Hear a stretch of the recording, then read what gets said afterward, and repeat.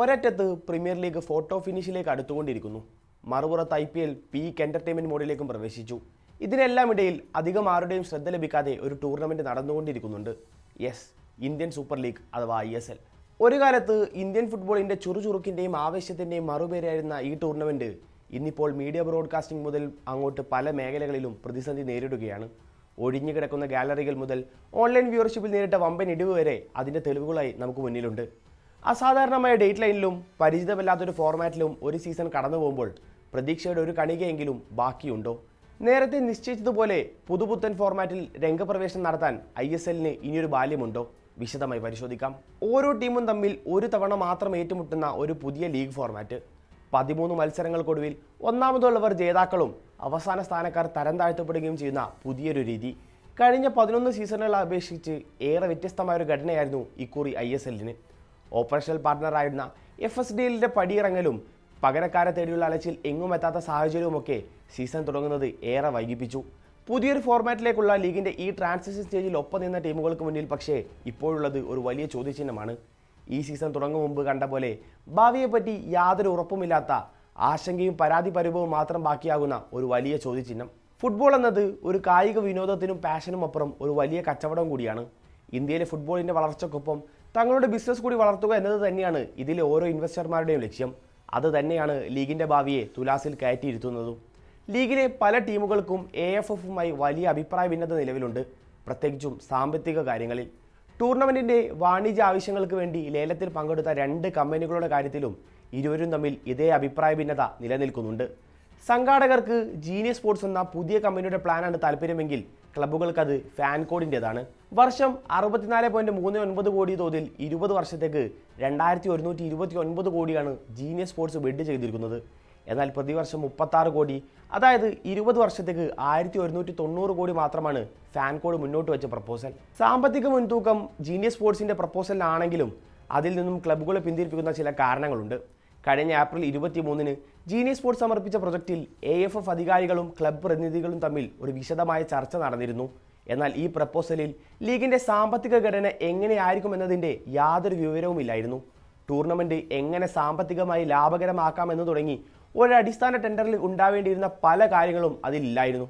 ഇത് ക്ലബ്ബുകൾക്ക് അവരുടെ ഭാവിയെ പറ്റിയുള്ള ആശങ്കയ്ക്ക് കാരണമാവുന്നു എന്ന് ചൂണ്ടിക്കാട്ടി ബംഗളൂരു FC ഡയറക്ടർ ഡാരൻ കാൽഡേറ AFFന് ഇമെയിൽ വഴി സന്ദേശം അയച്ചിരുന്നു.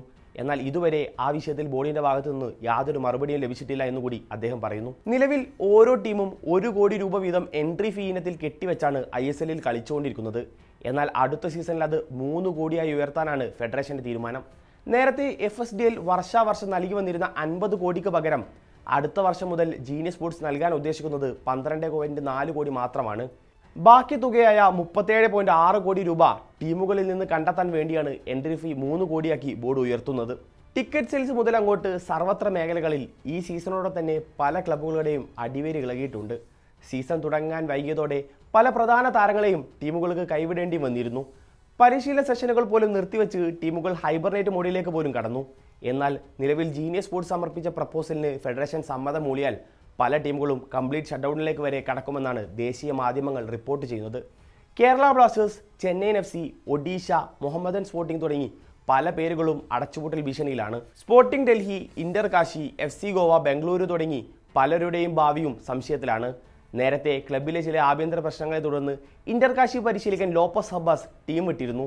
ക്ലബ്ബുകളുടെ സംശയങ്ങൾക്കും ആശങ്കകൾക്കും ഉടൻ പരിഹാരം കാണണമെന്ന് ആവശ്യപ്പെട്ട് sporting club Delhi CEO Dhruv Sood ബോർഡിന് കത്തയച്ചിരുന്നു. എന്നാൽ അതിനും ഇതുവരെ മറുപടി ലഭിച്ചിട്ടില്ല. 10 രൂപ ചിലവാക്കിയാൽ മതിയെന്ന് പറഞ്ഞു തുടങ്ങിയിട്ട് പെട്ടെന്നൊരു നാൾ 25 ചിലവാക്കണമെന്ന് പറഞ്ഞാൽ ഞാൻ എവിടെ നിന്ന് കണ്ടെത്തും? ഇത്രയൊക്കെ ചിലവാക്കിയാലും അതെന്തെങ്കിലും തിരിച്ചു വരുമെന്ന് ഒരു ഉറപ്പുണ്ടോ? ഇനി ഈ ടീം വിൽക്കാമെന്ന് കരുതിയാൽ തന്നെ ആര് വന്ന് വാങ്ങാനാണ്? ഏത് ലീഗിലാണ് കളിക്കുന്നതെന്നും അതെപ്പോൾ തുടങ്ങുമെന്നും അവർ ചോദിച്ചാൽ ഞാൻ എന്തു മറുപടി നൽകും?